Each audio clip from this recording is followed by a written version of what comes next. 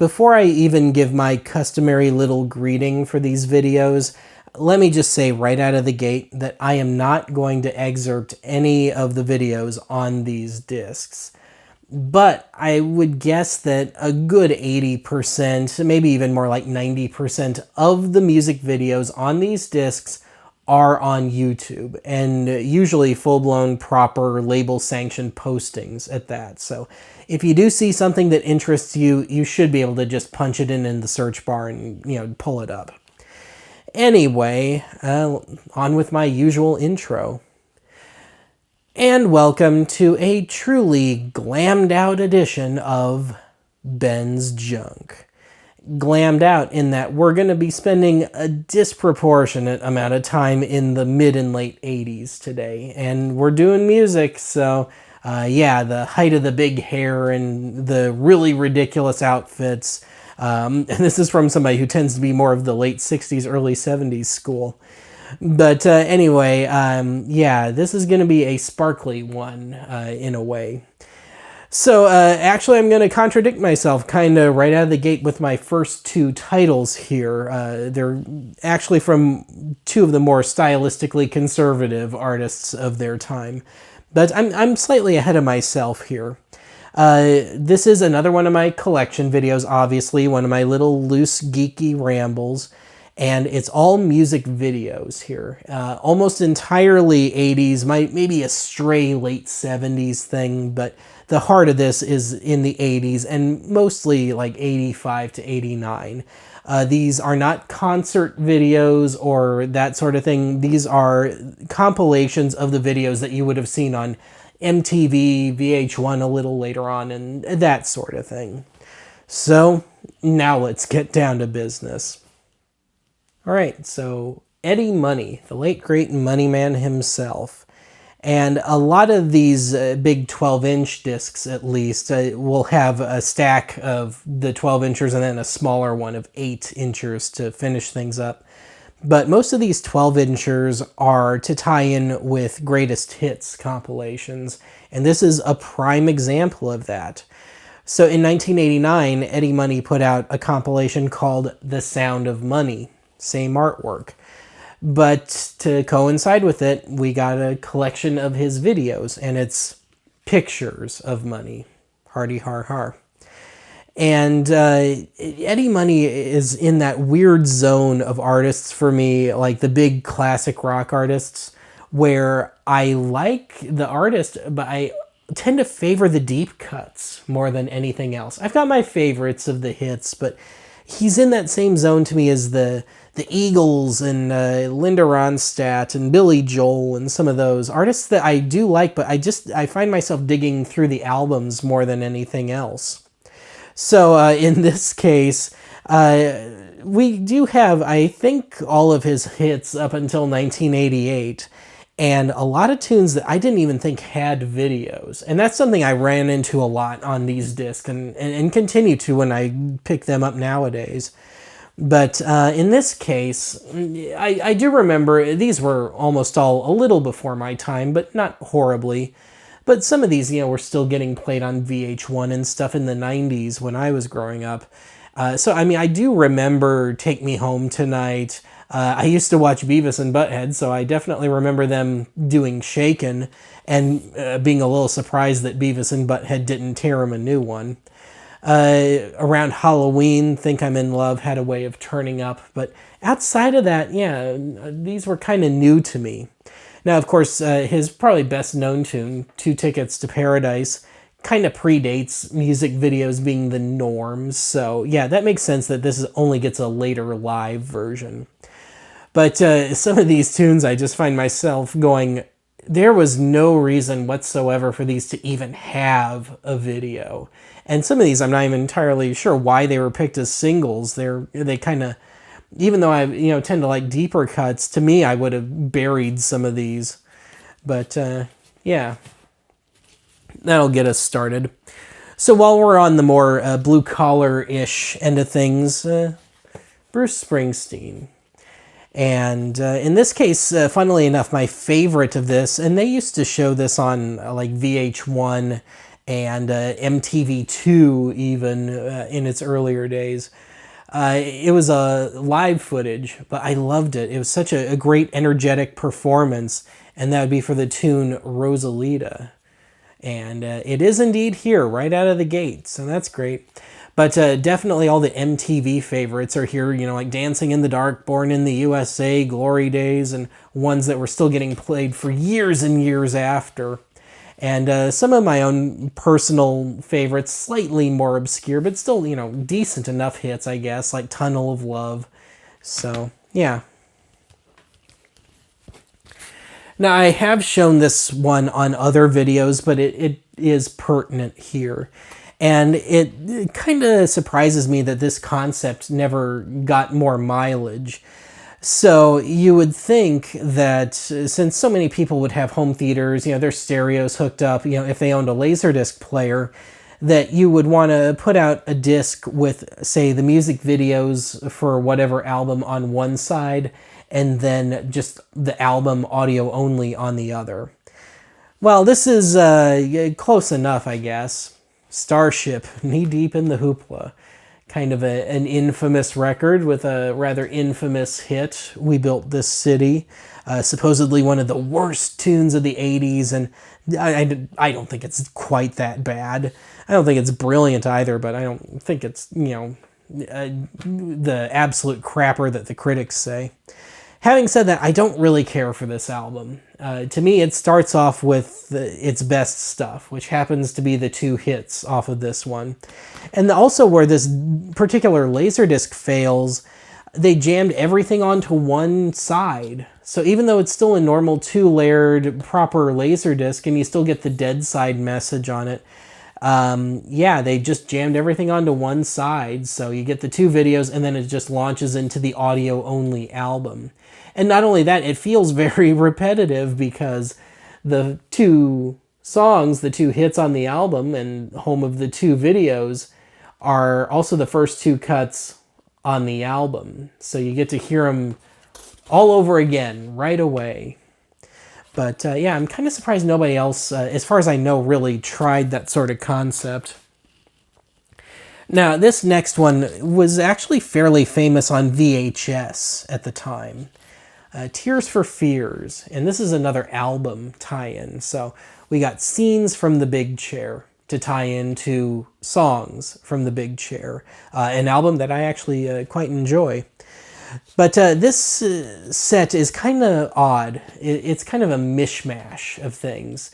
So it's some behind-the-scenes stuff, some live stuff, and it's got the regular music videos in there too. And it's not really in any great order, in my opinion.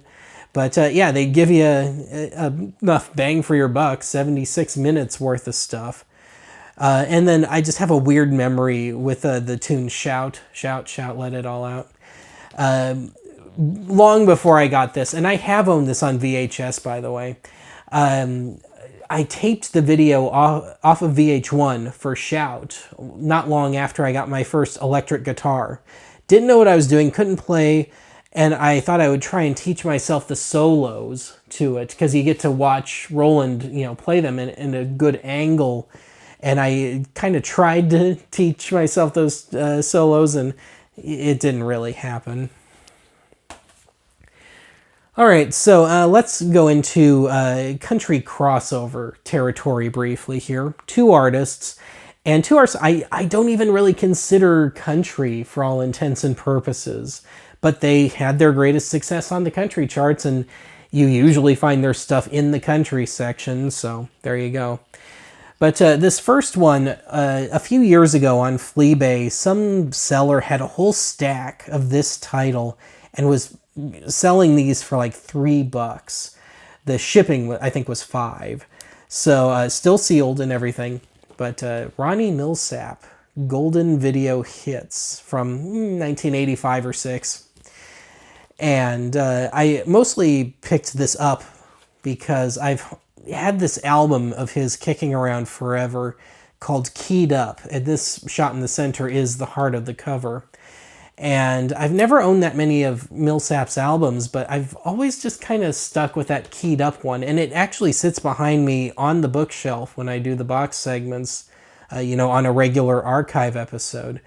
So yeah, I kind of had to have at least one video from that album, and one that's got a bit of a story tied to it. So the tune "Stranger in My House," which is black and white, and it's a bit more gritty than you'd expect out of a country artist. And the tune itself is just pretty straight rock. And again, getting back to my statement about Millsap not really being country, to me, most of his stuff sounds soft rock to my ears, or just pop or whatever. I don't hear that much country in him. And his voice has more of an R&B bent than anything else. But anyway, that tune, Stranger in My House, growing up in Denver, it was a little infamous in that the big country station, KYGO, flat out banned that song when it first came out. And I think it's still banned now. I don't think they've ever played it. Not that they would. I mean, they're new country, but yeah, it never happened as far as I know. And it gave it a little extra publicity, and it kind of backfired. The station wouldn't play it because it was too rock, which I guess I could see. But I swear it helped get that tune into the lower reaches of the top 40. I don't think it would have happened otherwise. But as far as pop hits go, I want to say Millsap had like 4 pop hits. So while we're doing the country-ish thing, we got an artist that I personally consider more rock, but yeah, most of the success was on the country charts, Roseanne Cash. But she did have one pop hit, a little tune called 7-Year Ache, and that's where this kind of fails to me. But before I get to that, this is retrospective. This is to tie in with the greatest hits she had out at the time. Same picture, it's just in black and white on the CD or cassette or whatever you have. And anyway, getting back to 7-Year Ache, that song did have a full, proper, kind of MTV-styled music video, one of the first ones, and it ain't here. That song is represented by a much later live version. And also, getting back to my statement about why did this have a video? Why did that have a video? I mean, I'm sure these got some mileage on CMT way back when. But yeah, some of these I just kind of find myself going, does it really mean, why? And also, Laser Blazer. They're not quite the big deal they used to be. I'm not sure if they were even a thing anymore, but there used to be a store in LA, and when the internet happened, they became kind of the internet's hub for Laserdiscs. But they used to do this thing where you could buy like 2 titles at regular price and then get a third one for some really low price, like $2 or $3. This was my third title. And funnily enough, I'll be damned if I remember what the main titles were that I ordered at the time. And that was probably a good 15, maybe even closer to 20 years ago. Anyway, let's get back into rock territory here, and not only that, cult rock. So anyway, I'll build up to this one slightly. So if you're familiar with Michael Nesmith, the late great Michael Nesmith of the Monkees, he put out this wonderful video called Elephant Parts in 1981, and he kind of touted it as being the future of albums, just normal old albums. And in his case, it was music videos and comedy, mostly comedy. But yeah, he was kind of saying this is the future here. It's going to be all video albums. And of course, that didn't happen. It's not practical even now. But as far as I know, only one band really attempted to follow through. The Tubes. So what we got here is not only made for home video, but really kind of intended for Laserdisc. And this is to tie in with their album, The Completion Backward Principle. And my personal favorite of their albums. Having said that, I don't think they ever made that one really great album, but I think that's as close as they ever got. And this is just a slightly modified version of the cover here. Now, of course, it would make sense that the Tubes would be the ones to attempt a proper video album because they were just as known, if not more known, for their live show as they were their music proper. In some ways, kind of a precursor to some other artists since then.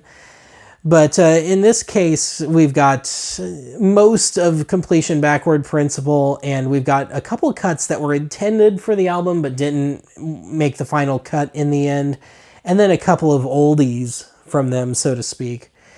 And funnily enough, this is not for children. And the really funny one to me is, and it's a pretty infamous music video called Sports Fans, one of the tunes that actually did not make the final album, but it involves lead singer Fee Waybill walking around a women's locker room, or a set of one at least, and he is completely nude. And for whatever reason, for all the adult stuff that happens, it's censored. And I think only in Europe did they get an uncensored version of this, and I think only on VHS. But the attempt they made to censor it is far more distracting than the nudity would have been, so it kind of backfired on them. And then, of course, on the musical front, we got, like I said, most of Completion Backward Principle and stuff like Mondo Bondage, another one for the kids, and White Punks on Dope. Once Upon a Time, kind of a rock radio favorite, and one I'd love to hear again, but I don't really foresee outside of maybe like the deep tracks on XM. So, okay, let's get back into safer territory. So I'm sure you're going to ask me where I stand on the great controversy of the Bangles versus the Go-Go's. I like both bands. I have all the albums of both bands. But if I can only have one, I am slightly more in the Bangles camp. Now, having said that, this is one I more picked up because I just found it cheap somewhere, and I think it was still sealed. But, and this is another one where it was a lot more music videos than I knew existed of the group. And also, getting back to the greatest hits thing, this was tied to their greatest hits album from 1990. But yeah, I mean, I had seen the video for like Walk Like an Egyptian. I think anybody that's seen even a handful of 80s videos has probably seen that one. But most of these I had not. They're not horrible or anything, but yeah, I personally would just rather listen to the albums. All right, this will be our segue into the stack of 8-inchers. And if you know me well enough and you know my own musical stuff well enough, I am a fairly die-hard Kate Bush fan. So we got another greatest hits tie-in here, The Whole Story, also the name of the greatest hits she put out in 1986. Same artwork even, and I believe it's the exact same track list too. I'd have to grab my copy of the CD. Normally, for an artist like this, I don't do greatest hits, but I do have it because it's got like 45 versions and stuff. But really, to me, in general, a Kate Bush greatest hits is about as useful as a Pink Floyd greatest hits. But anyway, the only video of this lot that I had seen at the time was the one for Running Up That Hill, which has gotten kind of popular again recently. I won't turn my nose up at that. But yeah, it was a bit of a shocker when I saw like Babushka, and I think Babushka is on YouTube. But anyway, there's a few compilations of hers, and she made like her own kind of movie at one point in the 90s, pseudo movie, and there's a live thing. But there's a compilation on Laserdisc for the most part. It was on VHS and Beta too, I guess, called The Single File, which I've been wanting to get my hands on forever, and it's just never happened. It's always just too expensive. And it only, as far as NTSC goes, only got issued in Japan. And almost all those copies are in Japan, and I'm dealing with the import for that, the pricey import, and are they going to package it well enough that it's going to survive? So anyway, that's my segue into the 8-inchers. So this is the one and only loose Laserdisc I've ever purchased, and this is the video. These are the videos for the Sensual World album, 1989. And if I find a decent price on a full sleeved copy, I'll pick it up, but it hasn't happened yet. But this kind of let me take a little stroll down memory lane here. In beautiful downtown Aurora, my old hometown, I don't know if it exists anymore, but as of the time I left in 2018, there was this just mom and pop video store. And I stopped going there like 3 or 4 years before I moved because they took out all the stuff that I liked. They went down to just DVD and Blu-ray. But once upon a time, they had a great VHS selection, and if the owner happened to be there, it was the owner and his wife, I believe, or sister, I forget. But either way, if he was around, he would let me in the back room where he had a great stash of Laserdiscs and Betamax tapes, and some of my early collection stuff came from there. But that's where I found this, just loose, unfortunately, but I had never seen Kate Bush anything on Laserdisc up until that point. This was a long time ago. Definitely pre-archive. All right, so this next one was a bit of a disappointment because I do normally like Kim Carnes a fair amount, but this compilation just does not cut it. There's only 4 cuts on it. It ends in about 1983.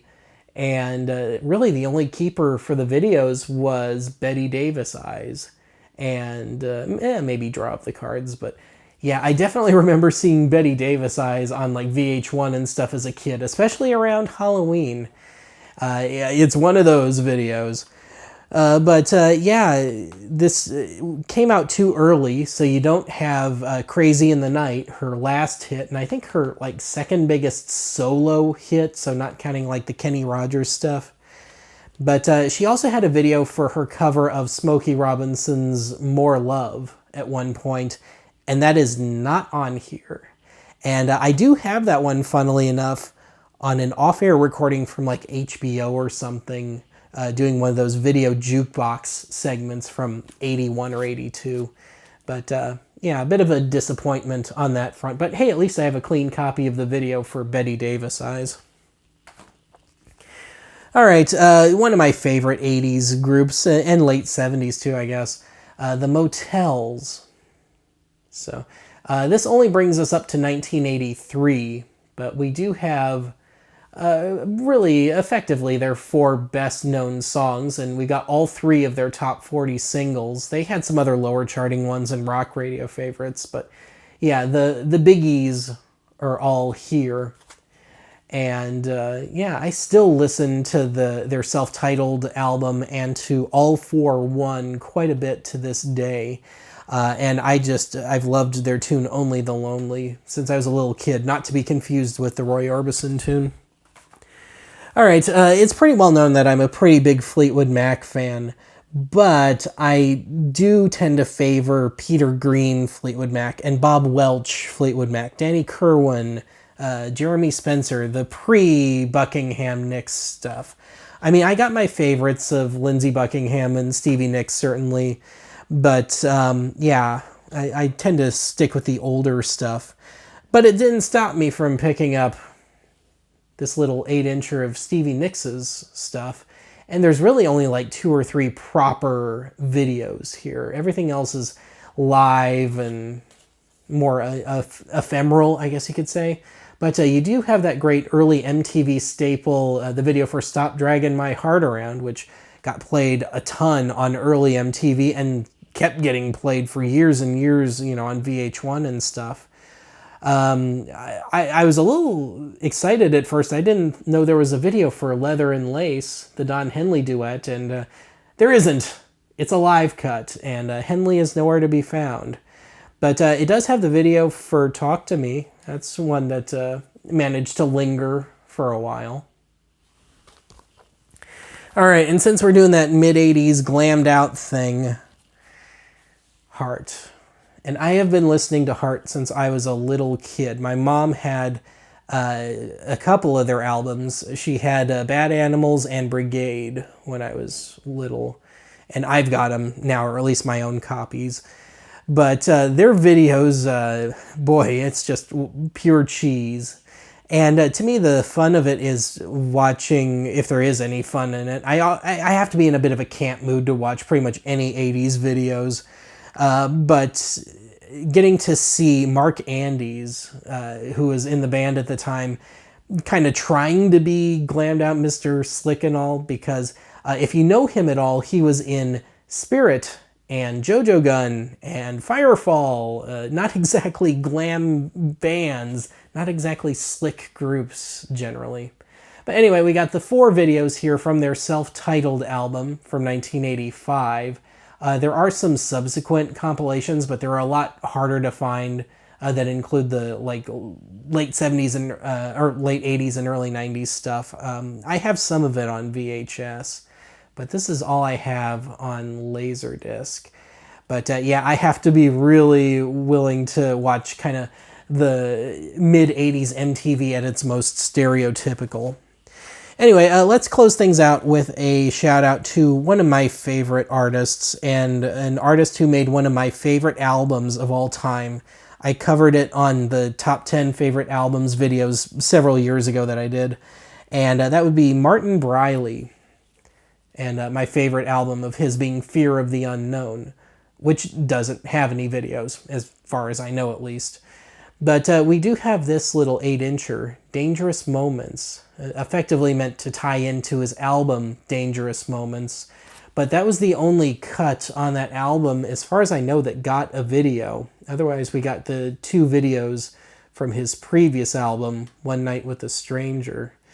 And yeah, I've discussed him elsewhere, but it's too progressive rock for pop and too pop for progressive rock. But if you have a taste for both, it's a great taste. And this particular disc has a place in my blackened heart in that after I got my first real job, my first regular job after getting out of school, I blew part of one of my first paychecks on this, and it was still sealed at the time. I think I paid collectors-ish prices for it, like $30 or something, but I had just never seen it anywhere at any price, and that was when I was listening to his stuff the most, so I had to. And this is also one that stands out for me in that when I was starting to do my own transfers, I was using this as kind of a baseline because it's got some of the better image, some of the better sound. That and the Motels disc you saw a bit ago. So they stand out for me in that regard. Anyway, that's the end of the pile. So I guess I better end things here. I'll talk to you again soon.